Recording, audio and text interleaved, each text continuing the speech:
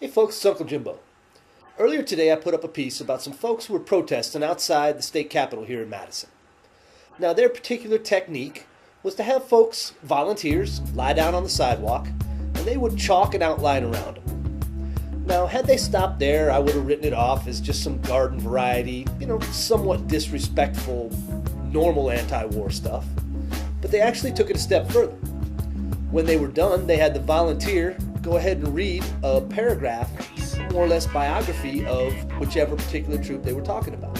So it would be, say Private Snuffy Smith from Temecula, California. His best friend in high school says he likes to go fishing, ride four-wheelers, and look at cute chicks walking down the steps. Well, that to me takes it a step further than what I saw on Memorial Day, when those folks couldn't even be bothered to mention the name of a soldier during a 2.5-hour love fest for themselves. So I think we need to differentiate between the haters on the left and those who don't really understand the game, and understand that there are some folks who have ideas I completely disagree with, but who we need to go ahead and coexist with in a non-disrespectful way. One of the things I hate most about the left is how they cede themselves the moral high ground and go ahead and determine that anyone who doesn't share their worldview and beliefs is evil and bent on outright destruction. I hate that about them. So why would we allow ourselves to hate an anti-war left, which in some cases is merely principled people who are hardwired different from us? There's a recent study came out that said there are differences in people's brains that cause them to view the world in fundamentally different ways. Well, guess what? Let's be the ones to recognize that.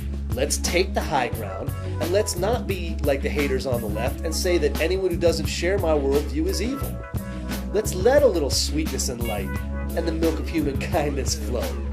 Now seriously, all I'm saying is, when you look at people who disagree with a point of view that in my mind supports the war and supports what we're trying to do, don't automatically assume that they are anti-American or unpatriotic.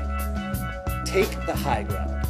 Let them have their belief, disagree with it, engage it on ideas, but don't make it a matter where they are no longer considered to be acting out of love for their country. Now we can disagree with their worldview, we can disagree with their ideas about what makes the world a better place, but we have to come to terms with the fact that it makes us better people to be able to look at those who disagree with us and not demonize them. Take the high ground.